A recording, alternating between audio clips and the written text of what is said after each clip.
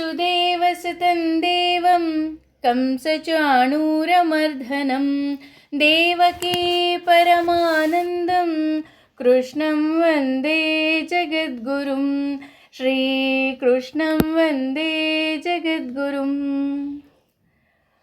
ಅವನು ಮಾರ್ಗದರ್ಶಕನಾಗಿ ಅದರಲ್ಲೂ ಭಗವದ್ಗೀತೆಯ ಮೂಲಕ ನಮಗೆ ಜೀವನದ ಸಾರವನ್ನು ಹೇಳ್ಕೊಡ್ತಾ ಇದ್ದಾನೆ. ಅದಕ್ಕೋಸ್ಕರನೇ ಹೇಳೋದು, ಇದನ್ನು ಪಾರಾಯಣ ಅಲ್ಲ ಪಾರಣೆ ಮಾಡಬೇಕು. ಯಾಕೆಂದರೆ ಒಂದೊಂದು ಹಣ್ಣನ್ನು ನಾವು ಸೇವಿಸಿದಾಗ ಅದನ್ನು ಡೈಜೆಷನ್ ಮಾಡ್ಕೊಳ್ಳೋ ಕೆಪಾಸಿಟಿನೂ ನಮಗಿರಬೇಕು. ಹಾಗಾಗಿ ಕೃಷ್ಣ ನಮಗೆ ಈ ಎಲ್ಲ ಗೀತೆಯ ಸಾರವನ್ನು ಡೈಜೆಸ್ಟ್ ಮಾಡ್ಕೋ ಅಂದರೆ, ಈಗ ನಮಗೂ ಗೊತ್ತು ಹಾಗಲಕಾಯಿ ಕಷಾಯ ಕಹಿ ಅಂತ, ಕಹಿ ಇದ್ದರೂ ಸಹ ನಾವು ಸೇವಿಸ್ತೀವಿ. ಯಾಕಪ್ಪ ಅಂದರೆ ನಮ್ಮ ದೇಹಕ್ಕೆ ಒಳ್ಳೆಯದು ಅಂತ. ಹಾಗೆ ಇಲ್ಲಿ ಕೃಷ್ಣ ನಮಗೆ ಹೆಜ್ಜೆ ಹೆಜ್ಜೆಗೆ ನಾವು ಇನ್ನಷ್ಟು ಮತ್ತಷ್ಟು ಹೇಗೆ ನಮ್ಮನ್ನು ನಾವು ತಿದ್ದಿ ತೀಡಿ ಇನ್ನೂ ಚಂದದ ಗೊಂಬೆ ಮಾಡ್ಕೋಬಹುದು ಅಂತ ಇಲ್ಲಿ ಹೇಳ್ತಾ ಇದ್ದಾನೆ. ಒಬ್ಬ ಶಿಲ್ಪಿ ಒಂದು ಶಿಲೆಯನ್ನು ಕೆತ್ತಿ ಸಂಪೂರ್ಣ ಮಾಡಿರ್ತಾನೆ. ಒಬ್ಬರು ಬಂದು ಕೇಳ್ತಾರೆ, ಈ ಶಿಲೆ ಎಷ್ಟು ಸುಂದರವಾಗಿದೆ, ತುಂಬ ಚೆನ್ನಾಗಿ ಕೆತ್ತನೆ ಮಾಡಿದ್ದೀರಾ, ನೀವು ಕೆತ್ತನೆ ಮಾಡಿದ್ದಕ್ಕೆ ಇದಿಷ್ಟೊಂದು ಸುಂದರವಾಗಿ ಬಂದಿದೆ ಅಂತ. ಆಗ ಆ ಶಿಲ್ಪಿ ಒಂದು ಸುಂದರವಾದ ಮಾತು ಹೇಳ್ತಾನೆ, ಇಲ್ಲ ಕಣ್ರಿ, ಆ ಕಲ್ಲಿತ್ತು ನೋಡಿ, ಆ ಶಿಲೆ ಇತ್ತಲ್ಲ, ಆ ಶಿಲೆಯಲ್ಲೇ ಈ ಸೊಬಗು ಅಡಗಿಬಿಟ್ಟಿತ್ತು. ಅಂದರೆ ನಾನೇನು ಹೊಸದಾಗಿ ಏನೂ ಅಂಟಿಸಿಲ್ಲ, ಆ ಶಿಲೆ ಏನಿತ್ತು ಅದರಲ್ಲೇ ಈ ಸೌಂದರ್ಯ ಇತ್ತು. ಬೇಡದೇ ಇರುವಂತಹ ಕಲ್ಲನ್ನು ಮಾತ್ರ ನಾನು ತೆಗೆದು ಹಾಕಿದೆ, ಹಾಗಾಗಿ ನಿಮ್ಮ ಕಣ್ಣಿಗೆ ಕಾಣ್ತಾ ಇದೆ ಅಂತ ಹೇಳ್ತಾನೆ. ಹೌದು, ಇದು ನಿಜಕ್ಕೂ ಸಹ 100ಕ್ಕೆ 100% ಸತ್ಯವಾದ ಮಾತು. ನಮ್ಮೆಲ್ಲರಲ್ಲೂ ಅಷ್ಟೇ ಆ ಶಿಲ್ಪಿ ಅಂದರೆ ಭಗವಂತ ಶಿಲ್ಪಿಯಾಗಿ ನಾವು ಶಿಲೆ ಕಲ್ಲಿನ ಥರ ನಿಂತ್ಕೊಂಡ್ಬಿಟ್ಟಿದ್ದೀವಿ. ನಾವು ಸಹ ಸುಂದರ ವಿಗ್ರಹ ಆಗಬೇಕು ಅಥವಾ ಒಂದು 4 ಜನ ನಮ್ಮ ವ್ಯಕ್ತಿತ್ವವನ್ನು ಗುರುತಿಸಬೇಕು ಅಂದರೆ, ಬೇಡದೇ ಇರೋ ಕಲ್ಲು ಹೇಗೆ ಶಿಲ್ಪಿ ತೆಗೆದು ಹಾಕ್ತಾನೋ ಹಾಗೆ ಚಾಣ ಮತ್ತು ಸುತ್ತಿಗೆಯನ್ನು ಇಟ್ಕೊಂಡು ನಮ್ಮಲ್ಲೇ ಇರುವಂತಹ ಕಾಮ, ಕ್ರೋಧ, ಮೋಹ, ಮದ, ಮಾತ್ಸರ್ಯ ಎಲ್ಲವನ್ನು ತೆಗೆದು ಹಾಕಿದ್ರೆ ನಮ್ಮಲ್ಲೂ ಸಹ ಒಂದು ಸುಂದರ ಶಿಲ್ಪಿ ಹೊರಗಡೆ ಬರುತ್ತೆ, ಶಿಲೆ. ಯೋಚನೆ ಮಾಡಿ. ಹಾಗೆ ಅದಕ್ಕೆ ಸಹಾಯ ಮಾಡ್ತಾ ಇರೋದು ಭಗವದ್ಗೀತೆ. 27 ಶ್ಲೋಕಗಳ ಅರ್ಥಗಳನ್ನು ತಿಳ್ಕೊಂಡ್ವಿ. ಇವತ್ತು 28ನೇ ಶ್ಲೋಕದ ಅರ್ಥವನ್ನು ತಿಳ್ಕೊಳ್ಳೋಣ. 28ರಲ್ಲಿ ಹೇಳ್ತಾ ಇದ್ದಾನೆ ಭಗವಂತ, ತತ್ವವಿತಂ ಅಂದರೆ ಪರಮ ಸತ್ಯವನ್ನು ತಿಳಿದವನು, ತು ಆದರೆ ಮಹಾಭಾಹೋ ಸಕ್ತವಾದ ತೋಳುಗಳುಳ್ಳವನು, ಗುಣಕ್ರಮ ಭೌತಿಕ ಪ್ರಭಾವದಲ್ಲಿನ ಮಾರ್ಗಗಳು, ವಿಭಾಗಯೋಹೋ ಅಂದರೆ ವಿಭಾಗಗಳಲ್ಲಿ, ಗುಣ ಇಂದ್ರಿಯಗಳು, ಗುಣೇಶು ಇಂದ್ರಿಯ ತೃಪ್ತಿಯಲ್ಲಿ ವರ್ತಂತೆ ತೊಡಗಿರುತ್ತದೆ, ಇತಿ ಎಂದು ಮತ್ವ ತಿಳಿದು ನ ಸಜ್ಜತೆ ಅನುರಕ್ತನಾಗಿರುವುದಿಲ್ಲ. ಅಂದರೆ ಇಲ್ಲಿ ನಾವು ಏನೆಲ್ಲ ಮಾಡ್ತಾ ಇದ್ದೀವಿ ಇದಕ್ಕೆ ಕಾರಣ ನಮ್ಮ ಇಂದ್ರಿಯಗಳು ಹಾಗೂ ನಮ್ಮ ಗುಣಗಳು ಅಂತ ಹೇಳ್ತಾ ಇದ್ದಾರೆ. ಇಲ್ಲಿ ಯಾಕೆ ಅಷ್ಟೊಂದು ಗುಣಗಳಿಗೆ ಮಹತ್ವವನ್ನು ಕೊಡ್ತಾ ಇದ್ದಾರಪ್ಪ ಅಂತಂದರೆ, ನಾನು ಆಗಲೇ ಹೇಳಿದೆ, ಒಂದು ವಸ್ತುವನ್ನು ನೋಡಿದಾಗ, ಈಗ ನಾವೆಲ್ಲರೂ ಒಂದು ವಸ್ತುನ ನೋಡ್ತೀವಿ. ಉದಾಹರಣೆ, ಒಂದು ಊರಿಗೆ ಬರ್ತಾನೆ.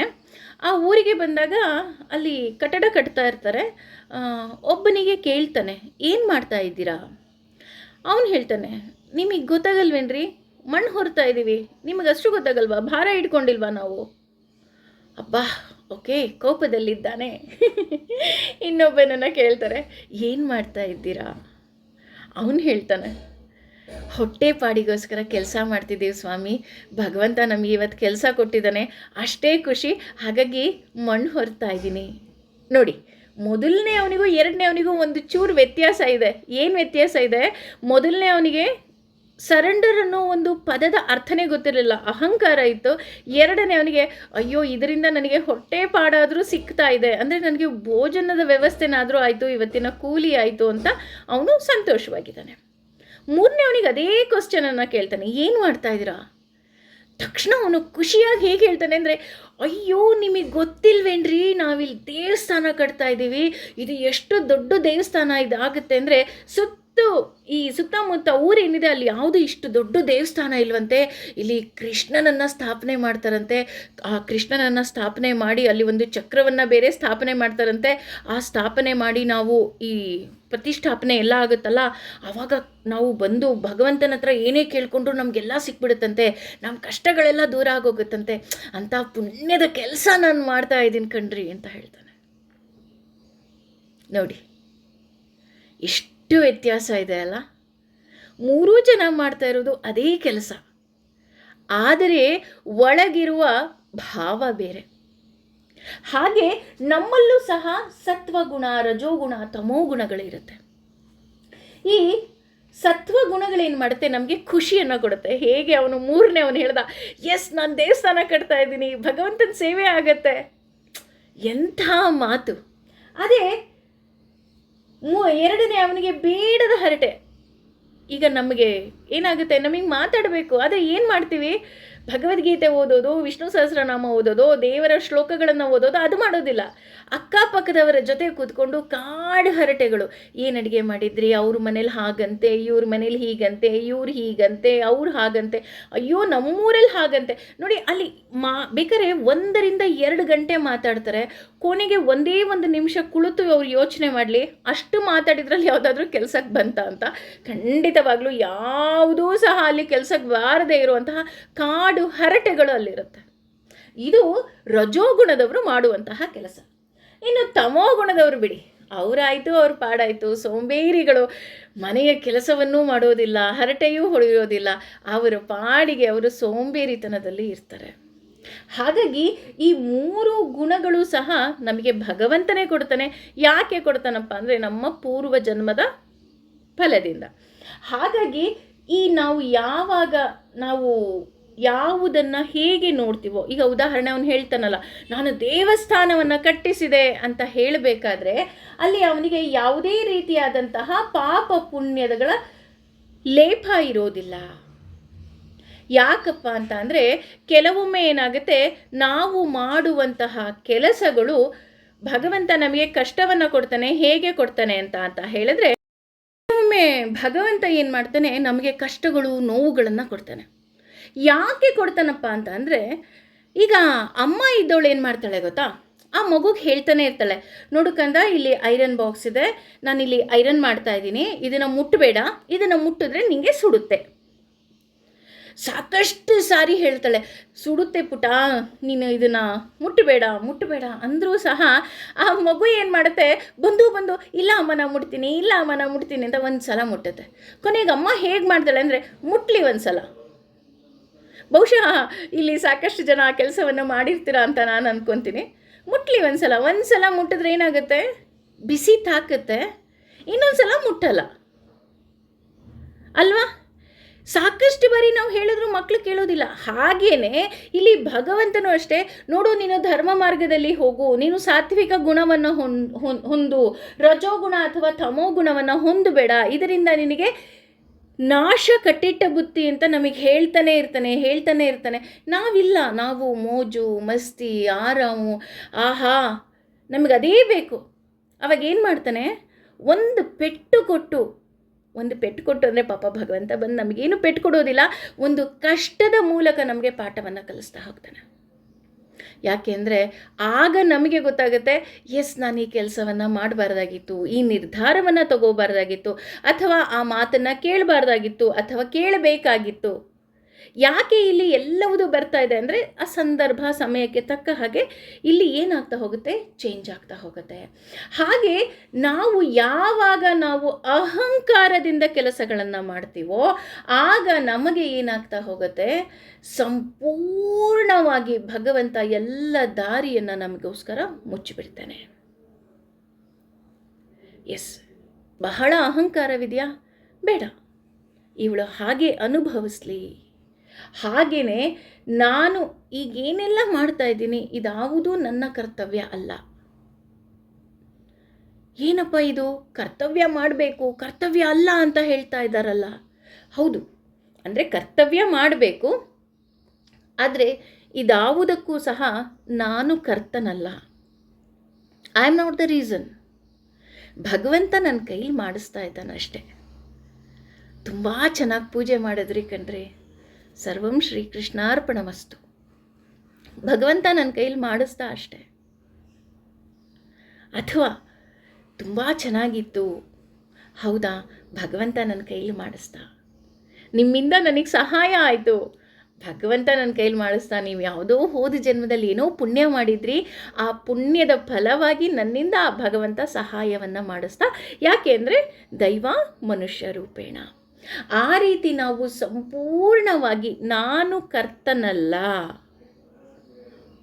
ನಾನೇ ಅಲ್ವಾ ಮಾಡಿದ್ದು, ಹೌದು ನಾನೇ ಮಾಡಿದೆ, ಆದರೆ ನಾನೇ ಮಾಡಿದ್ದಲ್ಲ, ನನ್ನೊಳಗಿರುವ ಭಗವಂತ ನೀವು ಮಾಡಿದಂತಹ ಯಾವುದೋ ಒಂದು ಸುಕೃತ ಫಲದ ಗುಣವಾಗಿ ನಿಮಗೆ ಆ ಸಮಯಕ್ಕೆ ಟೈಮ್ ನೀಡ್ ಅಂತಾರಲ್ಲ, ಆ ರೀತಿ ಸಮಯಕ್ಕೆ ತಕ್ಕ ಹಾಗೆ ನಿಮಗೆ ಸಹಾಯವನ್ನು ಭಗವಂತ ಕೊಡಿಸ್ತಾ ಹೋದ. ಹಾಗೆಯೇ ಯಾವಾಗಲೂ ಅಷ್ಟೇ ಹೊರಗಿನ ನೋಟ ಮುಖ್ಯವಲ್ಲ, ಒಳಗಿನ ಭಾವನೆ ಮುಖ್ಯ ಆಗತ್ತೆ. ನಾವು ಒಂದು ಕಲ್ಲನ್ನು ಕಲ್ಲು ಅಂತಲೂ ನೋಡ್ಬೋದು, ಕೃಷ್ಣ ಅಂತಲೂ ನೋಡ್ಬೋದು, ನನ್ನ ಭಗವಂತ ಅಂತ ನೋಡ್ಬೋದು, ಹೀ ಈಸ್ ಎವ್ರಿಥಿಂಗ್ ಅಂತ ನೋಡ್ಬೋದು ಅಲ್ವಾ. ಅದೇ ಅಲ್ವಾ, ಮೂರು ಜನ ಎಲ್ಲರೂ ಏನು ನೋಡ್ತಾ ಇದ್ದಾರೆ, ಅದೇ ಕಲ್ಲಲ್ವಾ ಅದು. ಹೌದು, ಅದಕ್ಕೆ ಹೇಳಿದ್ದು ಹೊರಗಿನ ನೋಟ ಮುಖ್ಯ ಅಲ್ಲ. ಹೌದು, ಯಾರೋ ಹೇಳಿದರೆ ಮರವನ್ನು ಸುತ್ತಿದ್ರೆ ಒಳ್ಳೆಯದಾಗತ್ತಂತೆ, ಮರವನ್ನು ಸುತ್ತುತ್ತೀನಿ ಅಂತ 48 ಸುತ್ತು ಹಾಕೋದ್ರ ಬದಲು ಅಶ್ವತ್ಥ ಮರ, ಈ ಅಶ್ವತ್ಥ ಮರದಲ್ಲಿ ನಾರಾಯಣ ನೆಲೆಸಿದ್ದಾನೆ, ಈ ನಾರಾಯಣ ನೆಲೆಸಿರೋದ್ರಿಂದ ನನ್ನ ಎಲ್ಲ ಪಾಪಗಳನ್ನು ಆತ ತೊರಿತಾನೆ, ಹಾಗಾಗಿ ನಾನು 48 ಪ್ರದಕ್ಷಿಣೆಯನ್ನು ಹಾಕ್ತೀನಿ. ಯಾಕೆಂದರೆ 48 ಅಂದರೆ ಒಂದು ಮಂಡಲ. ಈ ರೀತಿ 48 ದಿನ ನಾನು ಪ್ರದಕ್ಷಿಣೆ ಹಾಕೋದ್ರಿಂದ ನನಗೆ ಭಗವಂತ ಒಳ್ಳೆಯದು ಮಾಡ್ತಾನೆ ಅಂತ ನಾವು ಪ್ರದಕ್ಷಿಣೆ ಹಾಕಿದಾಗ ನಮಗೆ ಒಳಿತಾಗ್ತಾ ಹೋಗುತ್ತೆ. ಹಾಗೇನೆ ಪ್ರತಿಯೊಂದು ಕಾರ್ಯವನ್ನು ಸಹ ಆತ ನಮ್ಮ ಕೈಯಲ್ಲಿ ಮಾಡಿಸುತ್ತಿದ್ದಾನೆ. ಹೌದಾ, ನನ್ನಿಂದ ಸಹಾಯ ಆಗಬೇಕಾ, ಭಗವಂತ ಖಂಡಿತ ಮಾಡಿಸ್ತಾನೆ ಬಿಡಿ. ಯಾರೋ ಬಂದು ಕೇಳ್ತಾರೆ, ನಿಮ್ಮಿಂದ ಈ ಸಹಾಯ ಆಗಬೇಕಾಗಿತ್ತು, ನಾನು ಕೇಳ್ಬೋದಾ? ಖಂಡಿತ ಭಗವಂತ ನನ್ನ ಕೈಲಿ ಮಾಡಿಸಿದ್ರೆ ಮಾಡೋಣ ಬಿಡಿ, ಅದರಲ್ಲಿ ಏನಿದೆ, ಈ ದೇಹನೇ ಭಗವಂತ ಕೊಟ್ಟಿದ್ದು ಅಂತ ನಾವು ಆ ರೀತಿ ಮಾಡೋದ್ರಿಂದ ಏನಾಗ್ತಾ ಹೋಗುತ್ತೆ, ನಮಗೆ ಒಳಿತಾಗ್ತಾ ಹೋಗುತ್ತೆ. ಉದಾಹರಣೆ, ನಾವು ಈ ರೀತಿ ಮಾತಾಡ್ತಾ ಇದ್ದೀವಿ ಅಂತಲೇ ಅಂದ್ಕೊಳ್ಳೋಣ, ಅಂದರೆ ನಾರ್ಮಲ್ಲಾಗಿ ಮಾತಾಡ್ತಾ ಇದ್ದೀವಿ, ಆದರೆ ಇದಕ್ಕಿದ್ದ ಹಾಗೆ ಯಾರೋ ಒಬ್ಬರು ಮೈಕ್ ಕೊಡ್ತಾರಪ್ಪ, ಅದೇ ರೀತಿಯೇ ಮಾತಾಡ್ತೀವಿ ಅಲ್ವಾ, ನಾವೇನು ಜೋರಾಗಿ ಕೂಗಾಡ್ತೀವ? ಇಲ್ಲ, ಆದರೂ ಸಹ ಎಲ್ರಿಗೂ ಕೇಳುತ್ತೆ ಅಲ್ವಾ. ಹೇಗೆ ಕೇಳ್ತು ಅದು? ಅಂದರೆ ಆ ಮೈಕ್ನ ಶಕ್ತಿ ಅಥವಾ ತಾಂತ್ರಿಕತೆಯ ಶಕ್ತಿ. ಹಾಗೆ ನಾವು ಮಾಡುವ ಕೆಲಸವನ್ನು ಸರ್ವಂ ಶ್ರೀ ಕೃಷ್ಣಾರ್ಪಣಮಸ್ತು ಅಂತ ನಾವು ಒಪ್ಪಿಸಿದಾಗ, ಶರಣಾದಾಗ, ಭಗವಂತ ಏನು ಮಾಡ್ತಾನೆ, ನಮಗೆ ಇನ್ನಷ್ಟು ಒಳಿತು ಮಾಡ್ತಾ ಹೋಗ್ತಾನೆ. ಎಸ್, ಪಾಪ ಈ ಮಗು ಇಷ್ಟೊಂದು ಕೆಲಸ ಮಾಡ್ತಲ್ವ. ಈಗ ಅಮ್ಮ ಏನಾದರೂ ಒಂದು ಕೆಲಸ ಹೇಳಿರ್ತಾಳೆ, ಈ ಕೆಲಸ ಮಾಡಿಸು ಅಂತ. ಆ ಕೆಲಸ ಮಾಡಿದಾಗ ಅಮ್ಮನಿಗೆ ಖುಷಿಯಾಗಿ ಮಗು 5 ರೂಪಾಯಿ ಚಾಕ್ಲೇಟ್ ಕೇಳಿದ್ರೆ ಅಮ್ಮ 50 ರೂಪಾಯಿ ಚಾಕ್ಲೇಟ್ ತಂದು ಕೊಡ್ತಾಳೆ. ಅಥವಾ ಮಗ ಯಾವುದೋ ಒಂದು ಟ್ರಿಪ್ಪಿಗೆ ಹೋಗಬೇಕಾಗಿರುತ್ತೆ, ನನಗೊಂದು 1000 ರೂಪಾಯಿ ಅಮ್ಮ ಕೊಡಲಿ ಅಂತ ಅಮ್ಮನ ಕೆಲಸ ಎಲ್ಲ ಮಾಡಿಕೊಟ್ರೆ ಅಮ್ಮ ಖುಷಿಯಾಗಿ 5000 ರೂಪಾಯಿ ಕೊಡ್ತಾಳೆ ಅಲ್ವಾ. ನಾವು ಮನುಷ್ಯರು ನೋಡಿ, ನಮಗೆ ಕೊಡೋ ಶಕ್ತಿ ಇಲ್ಲ, ನಮ್ಮ ಕೈಲಿ ಎಷ್ಟು ಲಿಮಿಟ್ ಇದೆಯೋ ಅದರಲ್ಲಿ ನಾವು ಒಂಚೂರು ಕೊಡ್ತೀವಿ. ಆದರೆ ಭಗವಂತ ವೃಷಧರ್ಮ ಅಂತ ಹೇಳ್ತಾ ಹೋಗ್ತಾನೆ, ಎಲ್ಲವನ್ನ ಕೊಡ್ತಾ ಹೋಗ್ತಾನೆ ಅವನು. ಹಾಗಾಗಿ ವೃಷ ಕಪಿಹಿ ಅನ್ಬೇಕಾರೆ, ಕಪಿ ಅಂತ ಅಂದರೆ ಧರ್ಮ ಅಂತ. ಹಾಗಾಗಿ ಆತ ಅಲ್ಲಿ ಏನು ಮಾಡ್ತಾನೆ, ಎಲ್ಲವನ್ನ ನಮಗೋಸ್ಕರ ಕೊಡ್ತಾ ಬರ್ತಾನೆ. ಆ ರೀತಿ ಯಾವಾಗ ಕೊಡ್ತಾನಪ್ಪ ಅಂತಂದರೆ ನಾವು ಶರಣಾದಾಗ ಮಾತ್ರ. ಇಲ್ಲಿ 4ನೇ ಪಾದದಲ್ಲಿ ಹೇಳ್ತಾ ಇದ್ದಾರೆ, ಇತಿ ತತ್ವನ ಸಜ್ಜತೆ. ಅಂದರೆ ಆ ರೀತಿ ನಾವು ಸರ್ವವನ್ನು ಭಗವಂತನಿಗೆ ಅರ್ಪಿಸೋದ್ರಿಂದ ನಮಗೆ ಯಾವುದೇ ರೀತಿಯಾದಂತಹ ಪಾಪದ ಲೇಪ ಇರೋದಿಲ್ಲ. ಭಗವಂತ ನನ್ನ ಕೈಲಿ ಮಾಡಿಸ್ತಾ ಸರ್ವಂ ಶ್ರೀ ಕೃಷ್ಣಾರ್ಪಣಮಸ್ತು ಅಂತ ಹೇಳಿದಾಗ ಯಾರಾದರೂ ಹೊಗಳಿದ ತಕ್ಷಣ 6ಕ್ಕೂ ಹೇರಲ್ಲ, ಅಥವಾ ಯಾರಾದರೂ ತೆಗಳಿದ ತಕ್ಷಣ 3ಕ್ಕೂ ಇಳಿಯಲ್ಲ. ಹೇಗಿದ್ದೀರಿ ನಿಮ್ಮ ಜೀವನ ಅಂತ ಕೇಳಿದ್ರೆ ಏನು ಹೇಳ್ತೀವಿ? ಅಯ್ಯೋ 6ಕ್ಕೂ ಏರ್ತಿಲ್ಲ, 3ಕ್ಕೂ ಇಳಿತಿಲ್ಲ. ಅಂದರೆ ಆ್ಯಕ್ಚುಲಿ ಖುಷಿ ಪಡಬೇಕು, ಎಸ್ ನಾನು ಸಮಾನವಾಗಿ ಇದ್ದೀನಿ. ಯಾಕಪ್ಪ ಸಮಾನವಾಗಿದ್ದೀನಿ? ಭಗವಂತ ನನಗೆಲ್ಲವನ್ನ ಒಳಿತೇ ಮಾಡ್ತಾ ಇದ್ದಾನೆ, ಒಳ್ಳೆಯದೇ ಮಾಡ್ತಾ ಇದ್ದಾನೆ. ಆತ ನನ್ನ ಕೈಯಿಂದ ಎಷ್ಟು ಧರ್ಮ ಕಾರ್ಯವನ್ನು ಮಾಡಬೇಕೋ ಅಷ್ಟು ಧರ್ಮ ಕಾರ್ಯವನ್ನು ಭಗವಂತ ನನ್ನ ಕೈಯಲ್ಲಿ ಮಾಡಿಸ್ತಿದ್ದಾನೆ ಅಂತ ಶರಣಾದಾಗ 27ನೇ ಶ್ಲೋಕದಲ್ಲಿ ಹೇಳ್ತಾರಲ್ಲ, ಅಹಂಕಾರ ವಿಮೂಢಾತ್ಮ. ಆ ರೀತಿಯಾದಂತಹ ಅಹಂಕಾರ ನನಗೆ ಬರೋದಿಲ್ಲ. ನಾನು ಸರ್ವವನ್ನು ಭಗವಂತ ನಿನಗೆ ಅರ್ಪಿತ ಅಂತ ನಾನು ಅರ್ಪಿಸ್ಬೇಕು, ಆಗ ನನಗೆ ಅಹಂಕಾರ ಬರೋದಿಲ್ಲ. ಅಹಂಕಾರ ಬಂದಿಲ್ಲ ಅಂದ ತಕ್ಷಣ ಭಗವಂತ ನನಗೆ ಇನ್ನಷ್ಟು ಮತ್ತಷ್ಟು ಒಳಿತನ್ನೇ ಮಾಡ್ತಾ ಹೋಗ್ತಾನೆ ಅಂತ ಈ 27ನೇ ಶ್ಲೋಕ 28ನೇ ಶ್ಲೋಕ ಹೇಳ್ತಾ ಇದೆ. ಇನ್ನು 29ನೇ ಶ್ಲೋಕ ಅದನ್ನೇ ಮುಂದುವರಿಸ್ತಾ ಹೇಳ್ತಾರೆ, ಪ್ರಕೃತಿ ಭೌತಿಕ ಪ್ರಕೃತಿಯ ಗುಣಗಳಿಂದ ಸಮ್ಮೂಢ ಭೌತಿಕ ಗುರುತುವಿಕೆಯನ್ನು ಮೂರ್ಖರಾಗಿ ಸಜ್ಜಂತೆ ನಿರತರಾಗಿರುತ್ತಾರೆ. ಗುಣಕರ್ಮಸು ಭೌತಿಕ ಕರ್ಮಗಳಲ್ಲಿ ತಾನ್ ಅವರನ್ನು ಅಕೃತ ವಿಧಂ ಅಂದರೆ ಅಲ್ಪಜ್ಞಾನಿಗಳು, ಮಂದಾನ್ ಅಂದರೆ ಮಂದಾನ್ ಅಂತಂದರೆ ಆತ್ಮ ಸಾಕ್ಷಾತ್ಕಾರವನ್ನು ಅರಿಯದ ಸೋಂಬೇರಿಗಳು, ಕೃಷ್ಣವಿತಂ ಅಂದರೆ ನಿಜವಾದ ಜ್ಞಾನದಲ್ಲಿರುವವನು, ನ ವಿಚಾಲಯೇತ್ ವಿಚಲಗೊಳ್ಳಲು ಪ್ರಯತ್ನಿಸಬಾರದು. ಇಲ್ಲಿ ಇನ್ನು ವಿಚಲಗೊಳ್ಳೋದು ಅಂತೆಲ್ಲ ಯಾಕೆ ಹೇಳ್ತಿದಾರಪ್ಪ ಅಂತ ಅಂದರೆ, ಈ ಕಾಮ, ಕ್ರೋಧ, ಮೋಹ, ಮದ, ಮಾತ್ಸರ್ಯ ಈ ಎಲ್ಲವುದರ ಅಂಟು ನಮಗಿದೆ. ಈ ವಿಷಯಗಳ ಪದಾರ್ಥಗಳಲ್ಲಿ ನಾವು ಇದ್ದಾಗ ಏನಾಗ್ತಾ ಹೋಗುತ್ತೆ, ಇದೆಲ್ಲವುದು ಅಂಟ್ತಾ ಹೋಗುತ್ತೆ. ಉದಾಹರಣೆ ನೀವೆಲ್ಲರೂ ನೋಡಿರ್ತೀರ ಅಂತ ಅಂದ್ಕೊತೀನಿ. ಈ ಫೇಸ್ಬುಕ್ಕು ಸ್ಕ್ರೋಲ್ ಮಾಡಬೇಕಾದ್ರೆ ನಿಮ್ಗೊಂದು ಪಿಕ್ಚರ್ ಕಾಣುತ್ತೆ. ಯಾವ ರೀತಿ ಇರುತ್ತಪ್ಪ ಆ ಪಿಕ್ಚರ್ ಅಂದರೆ, ಒಬ್ಬ ಜೈಲಿನಲ್ಲಿ ಇರ್ತಾನೆ. ಆ ಜೈಲ್ ಕಂಬಿ ಜೊತೆ ಏನಾಗಿರುತ್ತೆ, ಅವನ ಕೈಲಿ ಒಂದು ಕೋಲ್ ಸಹ ಇರುತ್ತೆ. ಆ ಕೋಲಲ್ಲಿ ಒಂದು ಕಡೆ ಬೀಗನೂ ಇರುತ್ತೆ, ಇನ್ನೊಂದು ಕಡೆ ಒಂದು ಬ್ರೆಡ್ ಪೀಸ್ ಸಹ ಬಿದ್ದಿರುತ್ತೆ. ಆದರೆ ಅವನೇನು ಮಾಡ್ತಾನೆ ಗೊತ್ತಾ, ಆ ಕೋಲ್ ಸಹಾಯದಿಂದ ಆ ಬ್ರೆಡ್ ಪೀಸ್ನ ಎಳ್ಕೊತಾನೆ. ನಾವೆಲ್ಲರೂ ಅಷ್ಟೇ ಅದೇ ತಪ್ಪನ್ನು ಮಾಡ್ತಾ ಇದ್ದೀವಿ. ಏನು ಮಾಡ್ತಾ ಇದ್ದೀವಿ? ಇವತ್ತಿನ ಬಗ್ಗೆ, ಈ ಕ್ಷಣದ ಬಗ್ಗೆ. ಎಸ್, ನಾನಿವತ್ತು ಅಡುಗೆ ಮಾಡಬೇಕು, ಊಟ ಮಾಡಬೇಕು, ನಾನಿವತ್ತು ಮಗುನ ಕರ್ಕೊಂಬರ್ಬೇಕು, ಊಟ ಮಾಡಬೇಕು, ನಾನಿವತ್ತು ಸ್ನಾನ ಮಾಡಬೇಕು.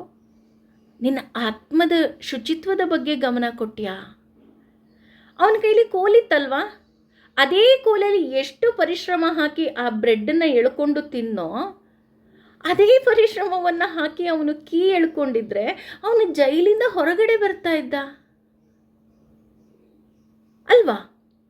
ಜೈಲಿನಿಂದ ಹೊರಗಡೆ ಬಂದಿದ್ದರೆ ಬ್ರೆಡ್ ಏನು, ಅವನು ಏನು ಬೇಕಾದರೂ ಅವನ ಕರ್ಮದಿಂದ, ಅವನ ಶ್ರಮದಿಂದ ಅವನು ಏನು ಬೇಕಾದರೂ ಸಾಧಿಸ್ಬೋದಿತ್ತು. ನಾವೆಲ್ಲರೂ ಏನು ಮಾಡ್ತಾ ಇದ್ದೀವಿ, ಈ ಒಂದು ನಮ್ಮದೇ ಆದಂತಹ ಕೇವಲ ಭೌತಿಕ, ಅವನು ಹೇಗೆ ಬ್ರೆಡ್ಡನ್ನು ಎಳ್ಕೊಂಡ ಆ ರೀತಿ ನಾವು ಬ್ರೆಡ್ಡನ್ನು ಎಳ್ಕೊಳ್ತಾ ಇದ್ದೀವಿ. ಹಾಗೆ ಇಲ್ಲಿ ಧಾರ್ಮಿಕ ಕಾರ್ಯಗಳನ್ನು ಮಾಡಬೇಕಾದರೂ ಸಹ ಇಲ್ಲಿ ಯಾಕೆ ಧಾರ್ಮಿಕ ಕಾರ್ಯ ಅಂತ ಕೊಡ್ತಾ ಇದ್ದಾರೆ ಅಂತಂದರೆ, ಈಗ ಉದಾಹರಣೆ ಯಾರಿಗಾದರೂ ಕರೀರಿ, ಆ ದೇವಸ್ಥಾನ ತುಂಬ ಚೆನ್ನಾಗಿದೆಯಂತೆ, ಹೋಗ್ಬಿಟ್ಟು ಬರೋಣ. ಹಾಂ, ಎಸ್, ಆ ದೇವಸ್ಥಾನದ ಪಕ್ಕನೇ ಒಂದು ರೆಸಾರ್ಟ್ ಇದೆಯಂತೆ, ಆ ರೆಸಾರ್ಟಲ್ಲಿ ಊಟ ಚೆನ್ನಾಗಿ ಸಿಕ್ಕುತ್ತಂತೆ, ಅದು ಚೆನ್ನಾಗಿ ಸಿಕ್ಕುತ್ತಂತೆ, ಹೋಗೋ ದಾರಿನಲ್ಲಿ ಇದ್ದಿದೆಯಂತೆ, ಅದಿದೆಯಂತೆ. ನಾವು ಹೇಳಿದ್ದೇನು? ನಾವು ಹೇಳಿದ್ದು ದೇವಸ್ಥಾನ ಬಹಳ ಚೆನ್ನಾಗಿದೆ, ಅಲ್ಲಿ ಪ್ರಶಾಂತತೆ ಇದೆ, ಅಲ್ಲಿ ಬೆಳಗ್ಗೆ ಹೋಗಿ ಪಾರಾಯಣ ಮಾಡಿ ಪ್ರಶಾಂತವಾಗಿ ಕುಳಿತು ಮನೆಗೆ ಬರೋಣ ಅಂತ. ಆದರೆ ಅವರು ಏನು ಮಾಡ್ತಾರೆ, ಅಲ್ಲಿ ಏನು ಸಿಕ್ಕುತ್ತೆ, ಏನು ಮೋಜು ಮಾಡೋಣ, ಏನು ಮಸ್ತಿ ಮಾಡೋಣ, ಇದನ್ನೇ ಯೋಚನೆ ಮಾಡ್ತಾರೆ ಸಾಕಷ್ಟು ಜನ.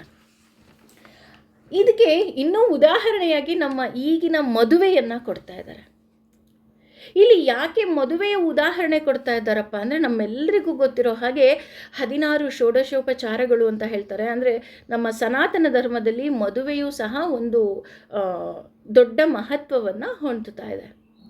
ಆದರೆ ಹಿಂದಿನ ಕಾಲದಲ್ಲಿ ಯಾವುದಕ್ಕೆ ತುಂಬ ಇಂಪಾರ್ಟೆಂಟ್ ಕೊಡ್ತಾ ಇದ್ರು ಅಂತಂದರೆ, ಮದುವೆಗೆ ಕೂರ್ತಾ ಇದ್ದಾರೆ ಅಂದರೆ ಒಂದು ತುಂಬ ಶುಭ ಕಾರ್ಯಕ್ಕೋಸ್ಕರ ಕೂರ್ತಾ ಇದ್ದಾರೆ, ಹಾಗಾಗಿ ರೇಷ್ಮೆಯನ್ನೇ ಉಡಬೇಕು, ಅದರ ಜೊತೆ ಎಲ್ಲ ಶಾಸ್ತ್ರಗಳು ಹಾಗೂ ಹೋಮ ಹವನಗಳು ಏನೆಲ್ಲ ಇದೆ ಆ ಎಲ್ಲವೂ ಸಹ ಹೆಜ್ಜೆ ಹೆಜ್ಜೆಗೆ ಎಲ್ಲ ಶಾಸ್ತ್ರಗಳಿರಬೇಕು. ಅದಕ್ಕಿಂತ ಹೆಚ್ಚಾಗಿ ಕೊನೆಯ ಪಕ್ಷ 5 ಜನ ಮುತ್ತೈದೆಯರು, 5 ಜನ ದಂಪತಿಗಳು ಆ ಮದುವೆಯಲ್ಲಿರಬೇಕು. ಅವರು ಅಷ್ಟು ಜನ ದೇವತೆಗಳ ಸ್ವರೂಪದಲ್ಲಿ ನಮ್ಮ ಮಕ್ಕಳಿಗೆ ಆಶೀರ್ವಾದ ಮಾಡಬೇಕು. ಈ ರೀತಿ ಯೋಚನೆ ಮಾಡುತ್ತಿದ್ದಂತಹ ತಂದೆ ತಾಯಿಗಳು ಆಗಿನ ಕಾಲದಲ್ಲಿ.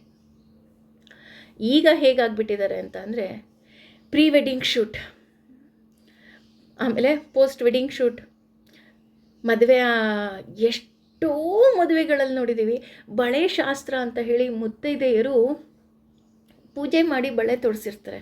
ಅದಕ್ಕೆ ಅದರದೇ ಆದ ಶಕ್ತಿ ಇರುತ್ತೆ. ಅದನ್ನು ತಾಳಿ ಮತ್ತೆ ಪೋಣಿಸೋವರೆಗೂ ಹೆಣ್ಣು ಮಕ್ಕಳು ಹಾಕ್ಕೋಬೇಕು ಅನ್ನೋದು ಒಂದು ಶಾಸ್ತ್ರ ಸಂಪ್ರದಾಯ. ಅದಕ್ಕೆ 2 ಕಾರಣ. ಒಂದು, ಹೊರಗಡೆಯಿಂದ ಬಂದವರಿಗೆ ಗೊತ್ತಾಗುತ್ತೆ. ಯಾಕೆ ಹೊರಗಡೆಯಿಂದ ಬಂದವರಿಗೆ ಗೊತ್ತಾಗುತ್ತೆ ಅಂದರೆ ನೋಡಿ, ಅದು ಕೊನೆಯ ಪಕ್ಷ 21 ದಿನನೋ ಅಥವಾ ತಿಂಗಳು ಕಮ್ಮಿ ಅನ್ಬೇಕಾದ್ರೆ ತಾಳಿಯನ್ನು ಪೋಣಿಸ್ತಾರೆ. ಆ ತಾಳಿ ಪೋಣಿಸೋವರೆಗೂ ಅಷ್ಟು ಬಳೆಗಳು ಇರಬೇಕು ಅಂತ ಹೇಳ್ತಾರೆ. ಹಾಗೂ ಹಸಿ ದಾರ ಅಂದರೆ ತಾಳಿ ಕಟ್ಟಿದಾಗ ಏನು ಹಸಿ ದಾರ ಇರುತ್ತೆ ಅದರಲ್ಲೇ ಇರಬೇಕು ಅಂತ ಹೇಳ್ತಾರೆ. ಅದಕ್ಕೆ 2 ಮುಖ್ಯ ಕಾರಣ ಅಂತ ಅಂದರೆ, ಒಂದು, ಆ ಮಗು ಹೊಸ ಮನೆಗೆ ಹೋಗಿರುತ್ತೆ. ಎಷ್ಟೋ ಜನ ಮದುವೆಗೆ ಬಂದಿರೋದಿಲ್ಲ, ಅಥವಾ ಯಾರೋ ಅವರ ಮನೆ ಕೆಲಸದವರೋ ಅಥವಾ ಹಾಲ್ನವರೋ ಯಾರೋ ಬರ್ತಾರೆ.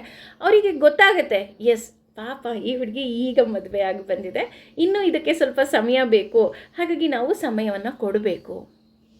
ನೀವು ಎಲ್ಲರ ಹಾಗೆ ಅವರು ಇದ್ದರೆ ಏನಾಗುತ್ತೆ, ಅಯ್ಯೋ ಈ ಹುಡುಗಿ ಯಾಕಪ್ಪ ಹೀಗೆ ಆಡ್ತಿದೆ ಅಂತ ತಪ್ಪು ತಿಳ್ಕೊಳ್ತಾರೆ. ಆ ರೀತಿ ತಪ್ಪು ತಿಳ್ಕೊಬಾರ್ದು.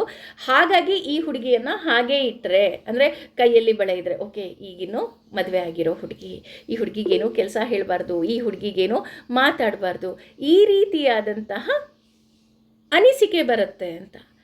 ಹಾಗೆಯೇ ಇಲ್ಲಿ ಇದೇ ಶ್ಲೋಕಕ್ಕೆ ಮಧ್ವಾಚಾರ್ಯರು ವಿವರಣೆಯನ್ನು ಕೊಡ್ತಾ, ಅಂದರೆ ಭಾಷ್ಯವನ್ನು ಬರಿತಾ ಹೇಳ್ತಾರೆ, ಯಾರಿಗೆ ದೇವರ ಬಗ್ಗೆ ತಿಳ್ಕೋಬೇಕು ಅನ್ನೋ ಆಸೆ ಇರುತ್ತೋ, ಅಂದರೆ ರಾಜಸ ತಾಮಸ ಗುಣದವರಿಗೆ ದೇವರ ಬಗ್ಗೆ ತಿಳ್ಕೋಬೇಕು ಅನ್ನೋ ಆಸೆ ಇರುತ್ತೆ, ನೀನು ಅವರಿಗೆ ಹೇಳ್ಕೊಡ್ಬೇಡ ಅಂತ ಹೇಳ್ತಾರೆ. ಓಹೋ, ಹೇಳ್ಕೊಡ್ಬೇಡ ಅಂತ ಹೇಳಿದಾರಲ್ಲ, ಯಾಕೆ ಹೇಳಿದಾರಪ್ಪ ಅಂತ ಅಂದರೆ, ಇಲ್ಲಿ ಮಧ್ವಾಚಾರ್ಯರು ಎಷ್ಟು ಸುಂದರವಾಗಿ ವರ್ಣನೆಯನ್ನು ಕೊಡ್ತಾರೆ ಅಂತ ಅಂದರೆ, ದೇವರ ಬಗ್ಗೆ ನಾವು ಅವರಿಗೆ ಹೇಳಿದಾಗ, ಅವರಿಗೆ ತಿಳಿಸಿದಾಗ, ಅಥವಾ ನಾನು ಆಗಲೇ ಹೇಳಿದ್ನಲ್ಲ, ಈ ಮೋಜು ಮಸ್ತಿ ಅಂತಲೇ ಅವರು ಮದುವೆ ಮಾಡ್ಕೊಳ್ತಾ ಇರ್ತಾರೆ. ಅವರಿಗೆ ನಾವು ಹೋಗಿ ಈ ಬಳೆಯ ಮಹತ್ವ ಇದು, ಅಥವಾ ಈ ತಾಳಿಯ ಮಹತ್ವ ಇದು, ಅಥವಾ ಈ ಶಾಸ್ತ್ರದ ಮಹತ್ವವಿದು ಅಂತ ನಾವು ಅವ್ರಿಗೆ ಏನಾದರೂ ಹೇಳೋಕ್ಕೋದ್ರೆ, ಇವ್ರು ಯಾರಪ್ಪ, ಇವರು ಅಡುಗು ಲಜ್ಜಿ ಥರ ಬಂದ್ಬಿಟ್ಟು ನಮಗೆ ಪ್ರವಚನವನ್ನು ಕೊಡ್ತಾರೆ ಅಂತ ಹೇಳ್ತಾರೆ ಅಲ್ವಾ. ಅಂತಹವರಿಗೆ ಪ್ರವಚನವನ್ನು ಕೊಡಬಾರ್ದಂತೆ, ಅಂತಹವರಿಗೆ ತಿಳುವಳಿಕೆಯನ್ನು ಹೇಳೋದಕ್ಕೆ ಹೋಗಲೇಬಾರ್ದಂತೆ. ಯಾಕೆ ಅಂತ ಅಂದರೆ, ಇಲ್ಲಿ ಇನ್ನೂ ಒಂದು ಹೆಜ್ಜೆ ಮುಂದೆ ಹೋಗಿ ಹೇಳ್ತಾ ಇದ್ದಾರೆ, ದೇವರ ಬಗ್ಗೆ ಹೇಳಬೇಕು ಅಂತ ಅವರೇನಾದರೂ ಬಂದು ಕೇಳಿದ್ರೆ, ಏನಾದರೂ ಶಾಸ್ತ್ರ ಸಂಪ್ರದಾಯ ಕೆಲವರು ಕೇಳ್ತಾರೆ, ರೀ ನಿಮ್ಮಲ್ಲಿ ಏನು ಶಾಸ್ತ್ರ ಇದೆ, ಏನು ಸಂಪ್ರದಾಯ ಇದೆ ಅಂತೆಲ್ಲ ಕೇಳ್ತಾರಲ್ಲ, ಆ ರೀತಿ ಕೇಳಿದಾಗ ನಾವು ಸಹ ಏನು ಮಾಡಬೇಕಂತೆ, ಮೇಲೆ ಹೇಳಿ ಸುಮ್ಮನಾಗ್ಬಿಡ್ಬೇಕಂತೆ. ದೇವ್ರ ಬಗ್ಗೆನಾ, ಹಾಂ ಓಕೆ ಬನ್ನಿ, ಅಥವಾ ಭಗವದ್ಗೀತೆನಾ, ಹಾಂ ಬನ್ನಿ ಅಂತ ಅಂದ್ಬಿಟ್ಟು ಮೇಲೆ ಹೇಳ್ಬಿಟ್ಟು ಸುಮ್ಮನಾಗ್ಬಿಡ್ಬೇಕಂತ. ಯಾಕೆ ಸುಮ್ಮನಾಗಬೇಕು ಅಂತ ಅಂದರೆ, ಅವರು ನಿಜವಾಗಿಯೂ ಸಹ ಕ್ಯೂರಿಯಸ್ ಆಗಿದ್ದರೆ, ತಿಳ್ಕೋಬೇಕು ಅನ್ನೋ ಆಸಕ್ತಿ ಇರುವವರಾಗಿದ್ದರೆ ಅವ್ರೇನು ಮಾಡ್ತಾರೆ, again they will come back and they will ask. ಮತ್ತೆ ಬರ್ತಾರೆ, ಮತ್ತೆ ಬಂದ್ಬಿಟ್ಟು ಕೇಳ್ತಾರೆ, ಆವತ್ತು ನೀವು ಅದೇನೋ ಬಳೆ ತೊಡಿಸೋ ಶಾಸ್ತ್ರ ಆದಮೇಲೆ ಅರಿಶಿನ ಕುಟ್ಟಬೇಕು ಅಂದ್ರಿ, ಅದು ಹೇಗೆ, ಏನು, ಅಥವಾ ನೀವು ಭಗವದ್ಗೀತೆ 12ನೇ ಶ್ಲೋಕದಲ್ಲಿ ಅದೇನೋ ಒಂದು ಪದ ಹೇಳಿದ್ರಲ್ಲ, ಅದರ ಅರ್ಥ ಏನು, ನನಗದು ಸರಿಯಾಗಿ ಅರ್ಥ ಆಗಿಲ್ಲ, ಇನ್ನೊಂಚೂರು ಹೇಳ್ತೀರಾ? ಆಗ ನಾವು ಅವರಿಗೆ ಹೇಳ್ತಾ ಹೋಗಬೇಕಂತೆ. ಅದಕ್ಕಿಂತ ಮುಂಚೆನೇ ಇಲ್ಲ ಬನ್ನಿ ಕೂತ್ಕೊಳ್ಳಿ ನಾನೆಲ್ಲ ಹೇಳ್ತೀನಿ ಅಂತ ನಾವೇನಾದರೂ ಹೇಳಿದ್ರೆ ಅದರಿಂದ 2 ಮಾರ್ಗಗಳಾಗ್ತೆ ಅಂತ ಮಧ್ವಾಚಾರ್ಯರು ಹೇಳ್ತಾ ಇದ್ದಾರೆ. ಒಂದು, ಅದರ ದುರುಪಯೋಗ ಪಡ್ಕೋಬೋದು. ಅಂದರೆ ಅವರೇನು ತಿಳ್ಕೊಳ್ಳೋ ಪ್ರಯತ್ನನೇ ಪಡೋದಿಲ್ಲ, ರೆಡಿಮೇಡ್ ಫುಡ್ ಥರ ನಾವು ಸಿಗ್ತೀವಿ ಅನ್ನೋ ಹಾಗಾಗತ್ತೆ. ಅಥವಾ ಅವರಿಗೆ ತಿರಸ್ಕಾರ ಮನೋಭಾವ ಬರ್ಬೋದು. ಅಯ್ಯೋ ಏನಪ್ಪ ಇವರು ಇಷ್ಟೊಂದು ರಗಳೆ ಮಾಡ್ತಾರೆ, ಇಷ್ಟೊಂದು ಕತೆಗಳು ಹೇಳ್ತಾರೆ, ನನಗಿದಾವುದೂ ಇಷ್ಟ ಇಲ್ಲ, ನನಗೆ ಬೇಡವೇ ಬೇಡ. ಅಥವಾ ನಮ್ಮನ್ನು ನೋಡ್ತಿದ್ದ ಹಾಗೆ ಅವ್ರು ಓಡೋಗ್ಬೋದು, ಅಯ್ಯೋ ಈ ಆಂಟಿ ಬಂದರೆ ಶಾಸ್ತ್ರಗಳೆಲ್ಲ ಹೇಳ್ತಾರಪ್ಪ, ನನಗೆ ಬೇಡ, ಅದಕ್ಕೆ ನಾನು ಇವ್ರನ್ನ ಮಾತೇ ಆಡಿಸೋದಿಲ್ಲ ಅಲ್ವಾ? ಹಾಗಾಗಿ ಈ ರೀತಿ ರಗಳೆಯಾಗಿ ಕೆಲವರಿಗೆ ಕಾಣ್ತಾ ಬರಬಹುದು. ಹಾಗಾಗಿ ನಾವೇನು ಮಾಡಬೇಕು, ಕೆಲವು ವಿಷಯಗಳನ್ನು ಹೇಳಬೇಕು, ಕೆಲವು ವಿಷಯಗಳನ್ನು ಹೇಳದೇ ಸುಮ್ಮನಿದ್ದು ಬಿಡಬೇಕು ಅಂತ ಹೇಳ್ತಾ ಹೋಗ್ತಾರೆ. ನಾನು ಆಗಲೇ ಹೇಳಿದ ಹಾಗೆ ರಜೋಗುಣ, ತಮೋಗುಣ ಹಾಗೂ ಸಾತ್ವಿಕ ಗುಣಗಳಿಂದ ಭಗವಂತ ನಮಗೆ ನಮ್ಮ ಕರ್ಮಕ್ಕನುಸಾರವಾಗಿ ಕೊಡ್ತಾ ಹೋಗ್ತಾನೆ. ಅಷ್ಟೇ ಅಲ್ಲದೆ ರಾಜಸ ಮತ್ತು ತಾಮಸ ಗುಣದವರಿಗೆ ಏನನ್ನು ನೀನು ಹೇಳಬೇಡ. ಯಾಕೆ ಅಂದರೆ ನೋಡಿ, ಇಲ್ಲಿ ಕೃಷ್ಣ ಎಷ್ಟು ಸುಂದರವಾಗಿ ಹೇಳ್ತಾನೆ ಅಂದರೆ, ರಾಜಸ ಮತ್ತು ತಾಮಸ ಗುಣದವರಿಗೆ ನೀನೇನು ಹೇಳಲೇಬೇಡ, ಸಾತ್ವಿಕರಿಗೆ ಮಾತ್ರ ಹೇಳು ನೀನು. ಯಾಕೆ ಹೇಳಬೇಡ ಅಂತಂದರೆ, ಪಾಪ ಕೃಷ್ಣ ನಮ್ಮ ಬಗ್ಗೆ ಎಷ್ಟೊಂದು ಯೋಚನೆ ಮಾಡ್ತಾನೆ ಅಂದರೆ, ಇದರಿಂದ ನಿನಗೆ ಅವಮಾನ ಆಗಬಹುದು. ದೇವ್ರ ಬಗ್ಗೆ ತಿಳ್ಕೋಬೇಕು ಅಂತ ಆಸಕ್ತಿ ಇದ್ದು ತಿಳಿದುಕೊಳ್ಳೋರು ಬೇರೆ, ಅಥವಾ ತರಲೆ ಮಾಡೋದಕ್ಕೆ ತಿಳಿದುಕೊಳ್ಳೋರೇ ಬೇರೆ. ಹಾಗಾಗಿ ಇಲ್ಲಿ ನೀನು ತರಲೆ ಮಾಡ್ತಾ ಇದೆಯಾ, ನಿನಗೆ ಬೇಡವಾ, ನೀನು ತಿಳ್ಕೋಬೇಡ. ಯಾರಾದರೂ ಇಲ್ಲಿ ಫೋರ್ಸ್ ಮಾಡ್ತಾ ಇದ್ದಾರಾ ತಿಳ್ಕೊ ಅಂತ? ಇಲ್ಲ ಅಲ್ವಾ? ಅದಕ್ಕೆ ಕೃಷ್ಣ ಹೇಳ್ತಾ ಹೋಗ್ತಾನೆ. ಅಷ್ಟೇ ಅಲ್ಲ, ಎಷ್ಟು ಸುಂದರವಾಗಿ ನಮ್ಮ ಈ ದೇಹವನ್ನು ಹಾಗೂ ಈ ಪ್ರಕೃತಿಯನ್ನು ನಮಗೆ ಭಗವಂತ ಕೊಟ್ಟಿದ್ದಾನೆ ಅಂದರೆ, ಅವನನ್ನು ಸಪ್ತೈದಾಹ ಅಂತ ನಾವು ವಿಷ್ಣು ಸಹಸ್ರನಾಮದಲ್ಲಿ ಹೇಳ್ತಾ ಬರ್ತೀವಿ. ಯಾಕಪ್ಪ ಈತನನ್ನು ಸಪ್ತೈದಾಹ ಅಂತಲೇ ಹೇಳ್ತಾ ಹೋಗ್ತೀವಿ ಅಂತ ಅಂದರೆ, ಭಗವಂತ ನಮಗೆ 7 ರೀತಿಯ ಆಹುತಿಯನ್ನು ನಮ್ಮ ದೇಹಕ್ಕೆ ಕೊಡ್ತಾನಂತೆ. ಅಂದರೆ ನಾವು ಅಗ್ನಿ ಮುಖೇನ ನಾವು ಯಜ್ಞವನ್ನು ಮಾಡೋದು ಹೇಗೆ ಮಾಡ್ತೀವೋ ಹಾಗೆ ದೇಹದ ಮೂಲಕ, ಈ ನಮ್ಮ ದೇಹದ ಮೂಲಕ ನಮ್ಮ ಒಳಗಿರುವ ಭಗವಂತನಿಗೆ ನಾವು ಆಹುತಿಯನ್ನು ಹಾಕ್ತೀವಂತೆ. ಹೇಗಪ್ಪ ನಾವು ಭಗವಂತನಿಗೆ ಆಹುತಿಯನ್ನು ಹಾಕ್ತೀವಿ ಅಂದರೆ, ನಮ್ಮ ದೇಹ ಹೇಗೆ ಹೋಮಕ್ಕೆ ಸಮ ಅಂತ ಹೇಳ್ತಾರೆ ಅಂತ ಅಂದರೆ ತುಂಬ ಚೆನ್ನಾಗಿ ಹೇಳ್ತಾರೆ. ನಾಲಿಗೆಯಿಂದ ಆಹಾರದ ಆಹುತಿ, ನಾವು ಏನು ಊಟ ಮಾಡ್ತೀವಿ ಅದು ಕೇವಲ ಊಟ ಅಲ್ಲ, ಯಜ್ಞಕ್ಕೆ ಹಾಕುವ ಆಹುತಿಗೆ ಸಮ. ಯಾಕೆ ಇಲ್ಲಿ ಯಜ್ಞಕ್ಕೆ ಹಾಕುವ ಆಹುತಿಗೆ ಸಮ ಅಂತ ಹೇಳ್ತಾರೆ ಅಂದರೆ, ಒಂದು ಯಜ್ಞ ಕುಂಡವನ್ನು ತಯಾರಿಸ್ಬೇಕಾದ್ರೆ 360 ಇಟ್ಟಿಗೆಗಳಿಂದ ಕಟ್ತಾರಂತೆ. ಹಾಗೆ ಈ ನಮ್ಮ ದೇಹವೂ ಸಹ ಅಷ್ಟೇ 360 ಮೂಳೆಗಳಿಂದ, ಮಗು ಹುಟ್ಟಿದಾಗ ಅಷ್ಟಿರುತ್ತಂತೆ, ಆಮೇಲೆ ಬೆಳೀತಾ ಬೆಳೀತಾ ಅದು ಜಾಯಿನ್ ಆಗಿ ಕಮ್ಮಿ ಆಗುತ್ತೆ ಅಂತ ಹೇಳ್ತಾರೆ. ಹಾಗಾಗಿ ನಾವಿವತ್ತು ಊಟ ಮಾಡ್ತಾ ಇದ್ದೀವಿ ಅಂದರೆ ಅದು ಕೇವಲ ಊಟ ಅಲ್ಲ, ಅದು ಒಂದು ಪ್ರಸಾದ, ಇನ್ನೊಂದು ಅದು ಆಹುತಿಯಾಗಿದೆ. ನಾನು ಈ ದೇಹದಲ್ಲಿ ಇರುವಂತಹ ಭಗವಂತ ಅಂದರೆ ಆತ್ಮಸ್ವರೂಪಿಯಾಗಿ ಇದ್ದಾನಲ್ವಾ ಭಗವಂತ, ಹಾಗಾಗಿ ನಾನು ಈ ಭಗವಂತನಿಗೆ ನಾನು ಆಹುತಿಯನ್ನು ಹಾಕ್ತಾ ಇದ್ದೀನಿ. ಅಷ್ಟೇ ಅಲ್ಲ, ಕಿವಿಯಿಂದ ನಾದದ ಹೋಮ. ನಾನಿವತ್ತು ಕೇಳ್ತಾ ಇದ್ದೀನಿ, ಏನೋ ಹಾರಾಡೋದು, ಕೀರಾಡೋದು, ಚೀರಾಡೋದು, ಇನ್ಯಾರ ಬಗ್ಗೆನೋ ಕಂಪ್ಲೇಂಟು, ಅದನ್ನು ಹಾಕಿದ್ರೂ ಆಹುತಿ ಅಂತೆ. ಬೇಡ, ಅದನ್ನು ಯಾವುದನ್ನು ನಾವು ಕೇಳಿಸ್ಕೊಳ್ಳೋದು ಬೇಡ. ಅಂಥವರಿಂದ ನಾವೆಲ್ಲ ದೂರ ಇದ್ಬಿಡೋಣ. ದೂರ ಇದ್ದು ಭಗವಂತನ ನಾಮಸ್ಮರಣೆ, ಭಗವಂತನ ಬಗ್ಗೆ ಒಳ್ಳೆ ಒಳ್ಳೆ ಮಾತುಗಳು. ಯಾಕೆ ಅಂದರೆ ನನ್ನ ಆತ್ಮದಲ್ಲಿರುವ ಭಗವಂತನಿಗೆ ನಾನು ಈ ರೀತಿಯಾದಂತಹ ಆಹುತಿಯನ್ನು ಹಾಕ್ತೀನಿ. ಪ್ರತಿನಿತ್ಯ ಎದ್ದೇಳ್ತಿದ್ದ ಹಾಗೆ ಕೌಸಲ್ಯ ಸುಪ್ರಜಾ ರಾಮ ಪೂರ್ವ ಸಂಧ್ಯಾ ಪ್ರವರ್ತತೆ, ಉತ್ತಿಷ್ಟ ನರಶಾಧೂಲ ಕರ್ತವ್ಯಂ ದೈವಮಾಹಿದಂ, ಉತ್ತಿಷ್ಟ ಉತ್ತಿಷ್ಟ ಗೋವಿಂದ ಉತ್ತಿಷ್ಟ ಗರುಡಧ್ವಜ, ಉತ್ತಿಷ್ಟ ಕಮಲಾಕಾಂತ ತ್ರೈಲೋಕ್ಯಂ ಮಂಗಲಂ ಕುರು. ಯಾರಿಗೆ ಉತ್ತಿಷ್ಟ ಮಾಡ್ತಾ ಇದ್ದೀವಿ?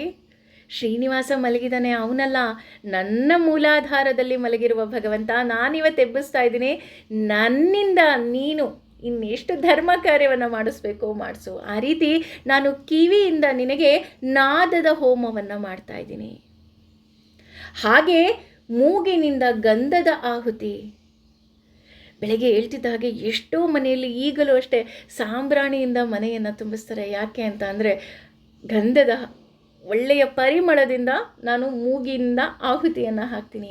ಹಾಗೆ ನಿನ್ನ ನಾಲಿಗೆಯಿಂದ ನಾನು ಆಗಲೇ ಹೇಳಿದ ಹಾಗೆ ಆಹಾರದ ಆಹುತಿ, ಹಾಗೆ ತೊಗಲಿನಿಂದ ಸ್ಪರ್ಶದ ಆಹುತಿ. ಭಗವಂತ, ಇವತ್ತು ನೀನು ಪ್ರಸಾದ ಸಿಕ್ಕಿದೆ, ಸ್ಪರ್ಶ ಮಾಡ್ತಾ ಇದ್ದೀನಿ. ಭಗವಂತ, ಈ ಕೈಯಿಂದ ನಾನು ಈ ಸುಂದರವಾದ ಹೂವಿನ ಸ್ಪರ್ಶ ಮಾಡ್ತಾ ಇದ್ದೀನಿ, ನಾನು ಕಟ್ತಾ ಇದ್ದೀನಿ, ನಾನು ನಿನಗೆ ಇದನ್ನು ತಲುಪಿಸ್ತೀನಿ. ಈ ರೀತಿ ಪಂಚ ಜ್ಞಾನೇಂದ್ರಿಯಗಳನ್ನು ನಾವು ಆಹುತಿಯನ್ನು ಹಾಕಿದ್ರೆ ಅದನ್ನು ನಿಯಂತ್ರಿಸುವ ಬುದ್ಧಿ ಮತ್ತು ಮನಸ್ಸು, ಇದು 7 ರೀತಿಯಾದಂತಹ ಆಹುತಿ ಅಂತ ಹೇಳ್ತಾರೆ. ಯಾಕೆ ಇಲ್ಲಿ ಬುದ್ಧಿ ಮತ್ತು ಮನಸ್ಸು ಅಂದರೆ, ನಾನು ಆಗಲೇ ಹೇಳಿದ್ನಲ್ಲ, ಕೆಟ್ಟದ್ದನ್ನು ಕೇಳಬಾರ್ದು ಅಂತ ಹೇಳಿ ನನ್ನ ಬುದ್ಧಿ ಹೇಳಿದ್ರೆ ಅದನ್ನು ಹತೋಟಿಗೆ ಹಿಡಿಬೇಕಾಗಿರುವಂತಹ ಕೆಲಸ ನನ್ನ ಮನಸ್ಸು ಮಾಡ್ತಾ ಹೋಗುತ್ತೆ. ಸೌಮ್ಯ, ಈಗ ಉದಾಹರಣೆ 2 ಇನ್ವಿಟೇಷನ್ ಬರುತ್ತೆ. ಒಂದು ಪಾರ್ಟಿಗೆ ಹೋಗೋದು, ಇನ್ನೊಂದು ಸತ್ಸಂಗಕ್ಕೆ ಹೋಗೋದು. ಇಲ್ಲಪ್ಪ, ನಾನು ಪಾರ್ಟಿಗೆ ಹೋಗಲ್ಲ, ಸತ್ಸಂಗಕ್ಕೆ ಹೋಗ್ತೀನಿ, ಇನ್ನೊಂದು ಚೂರು ನನ್ನ ಮನಸ್ಸನ್ನು ಶುದ್ಧ ಮಾಡ್ಕೊಳ್ಳೋಣ ಅಲ್ವಾ? ಈ ರೀತಿ ಹೆಜ್ಜೆ ಹೆಜ್ಜೆಗೆ ಭಗವಂತ ನಮ್ಮ ಈ ಪಂಚೇಂದ್ರಿಯಗಳಿಂದ ಅಂದರೆ ಜ್ಞಾನೇಂದ್ರಿಯಗಳಿಂದ ಈ ನಮ್ಮ ದೇಹದಲ್ಲಿ ಇರುವಂತಹ ಭಗವಂತ ಆಹುತಿಯನ್ನು ಸ್ವೀಕಾರ ಮಾಡ್ತಾನಂತೆ. ಇಲ್ಲಿ ಆಹುತಿಯನ್ನು ಸ್ವೀಕಾರ ಮಾಡ್ತಾನೆ ಅಥವಾ ಸಪ್ತೈದಾಹ ಅನ್ನೋದನ್ನೇ ಯಾಕೆ ಇಲ್ಲಿ ಉದಾಹರಣೆಯನ್ನು ಕೊಟ್ಟೆ ಅಂತ ಅಂದರೆ, ನಾನು ಆಗಲೇ ಹೇಳಿದ ಹಾಗೆ ರಜೋಗುಣ, ತಮೋಗುಣ, ಸಾತ್ವಿಕ ಗುಣಗಳಿಂದ ನಾವು ಕೂಡಿದ್ದೀವಿ. ನಾವು ಯಾವ ಗುಣದವರು ಅಂತ ಗೊತ್ತಿಲ್ಲ. ನಾವು ಈ ರೀತಿಯಾದಂತಹ ಆಹುತಿಯನ್ನು ನಮ್ಮ ದೇಹಕ್ಕೆ ಹಾಕಿದಾಗ ನಾವು ಸಾತ್ವಿಕರಾಗೋಣ. ಭಗವಂತ ಸಾತ್ವಿಕರಾದಾಗ ಮಧ್ವಾಚಾರ್ಯರೇ ಹೇಳಿಬಿಟ್ಟಿದ್ದಾರೆ, ಇವರಿಗೆ ಭಗವಂತನ ಬಗ್ಗೆ ಮತ್ತಷ್ಟು ತಿಳಿಯುವ ಹಾಗೆ ಮಾಡುವಂತ. ಆ ರೀತಿ ಭಗವಂತನಿಗೆ ಸಂಪೂರ್ಣ ಶರಣಾಗಿ, ಭಗವಂತ ನನ್ನ ಕೈಯಿಂದ ಮತ್ತಷ್ಟು ಉತ್ತಮ ಕಾರ್ಯಗಳನ್ನು ಮಾಡಿಸಪ್ಪ ಅಂತ ಹೇಳಿ ಕೇಳ್ಕೊಳ್ಳೋಣ. ನಾನು ಆಗಲೇ ಹೇಳಿದ ಹಾಗೆ 28 ಮತ್ತು 29ನೇ ಶ್ಲೋಕ ಬಹಳ ಮುಖ್ಯವಾದಂತಹ ಶ್ಲೋಕ. ಯಾಕೆಂದರೆ ಇದರಿಂದ ನಮಗೆ ಗೊತ್ತಾಗ್ತಾ ಇದೆ, ನಾನು ಯಾವುದೇ ರೀತಿಯಾದಂತಹ ಅಹಂಕಾರವನ್ನು ಪಡಬಾರ್ದು, ಆಡಂಬರವನ್ನು ಪಡಬಾರ್ದು, ಅಥವಾ ನಮ್ಮ ಈ ಪ್ರಕೃತಿಯ ಗುಣದಿಂದ ನಾವು ಈ ರೀತಿಯಾದಂತಹ ನಾವು ಜೀವವನ್ನು ಹಾಗೂ ಈ ಧರ್ಮವನ್ನು ಪಡೆದಿದ್ದೀವಿ. ಆ ಎಲ್ಲ ಧರ್ಮ ಕಾರ್ಯಗಳನ್ನು ಮಾಡುವಂತಹ ಶಕ್ತಿ ಭಗವಂತ ಕೊಡಲಿ ಅಂತ ಕೇಳ್ಕೊಳ್ತಾ ಇವತ್ತಿನ ತರಗತಿಯನ್ನು ಮುಗಿಸೋಣ. ಐ ಹೋಪ್ ಈ 2 ಶ್ಲೋಕದ ಅರ್ಥ ನಿಮ್ಗೆ ಅರ್ಥ ಆಯಿತು ಅಂತ ಅಂದ್ಕೊತೀನಿ. Thank you so much. ಸರ್ವಂ ಶ್ರೀ ಕೃಷ್ಣಾರ್ಪಣಮಸ್ತು. ಭಗವಂತ ನನ್ನಿಂದ ಮತ್ತಷ್ಟು ಈ ಧರ್ಮ ಕಾರ್ಯವನ್ನು ಮಾಡಿಸ್ಲಿ. ಹಾಗೆಯೇ ನಾನು ಏನು ಹೇಳಬೇಕು ಅಂತ ಇದೆಯೋ ಅದನ್ನು ನನ್ನೊಳಗೆ ಕುಳಿತು ಭಗವಂತ ನುಡಿಸ್ಲಿ ಅಂತ ಹೇಳಿ ಕೇಳ್ಕೊಳ್ತೀನಿ. Thank you.